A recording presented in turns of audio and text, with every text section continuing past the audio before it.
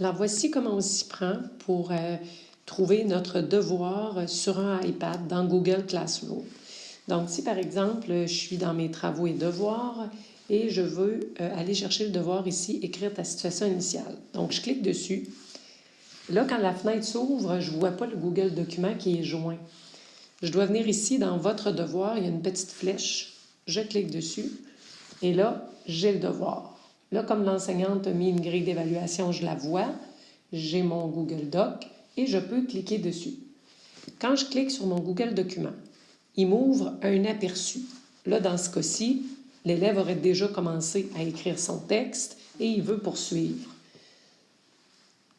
Là, quand on ouvre dans l'aperçu, on a deux possibilités. Soit qu'on prend le crayon.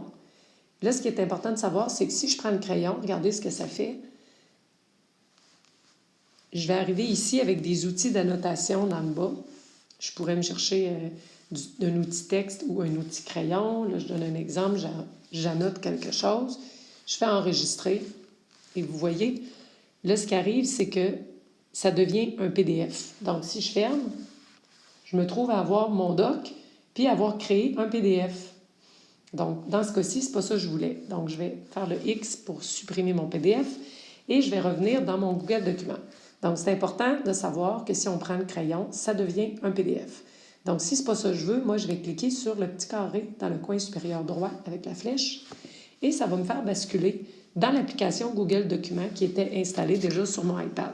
Évidemment, si elle n'est pas installée, ça va vous dire que vous devez l'installer pour y aller. Quand j'arrive dans Google Documents, donc je peux poursuivre mon travail. Là, je vois que l'enseignante m'a donné une rétroaction. Alors, elle a fait un commentaire sur un mot parce qu'il est en jaune. Alors, pour le voir, avant de prendre mon crayon, soit je clique sur le mot, soit je clique sur la petite boîte de commentaires. Donc, si je clique, par exemple, sur le mot, je vois la rétroaction. Ici, c'est une rétroaction audio. Je pourrais l'écouter et poursuivre mon travail. Donc, quand je suis prêt, je peux tout simplement cliquer sur le crayon. Là, je vais avoir les outils de Google Documents et je pourrais continuer à écrire. Par exemple, j'écris « Il décida » et là, je continue à écrire mon texte. Et là, quand j'ai terminé, je m'en viens cliquer sur la petite flèche bleue en haut à gauche. On se rappelle que dans Google Documents, tout s'enregistre tout seul. Donc, j'ai cliqué sur la petite flèche bleue, je reviens dans Classroom. Je fais le X ici, je referme l'aperçu. Et là, mon Google Document, il est là, avec l'ajout que j'ai fait. Si j'avais eu terminé mon travail, je pourrais faire « Rendre le devoir ». Sinon, la prochaine fois que je vais le rouvrir, je vais recliquer sur mon Google Document. Et ce que j'avais ajouté est là. Et je refais encore mon petit carré. Je retourne dans Google Document et je poursuis. Ainsi de suite jusqu'à ce que j'ai terminé et que je fasse « Rendre mon devoir ».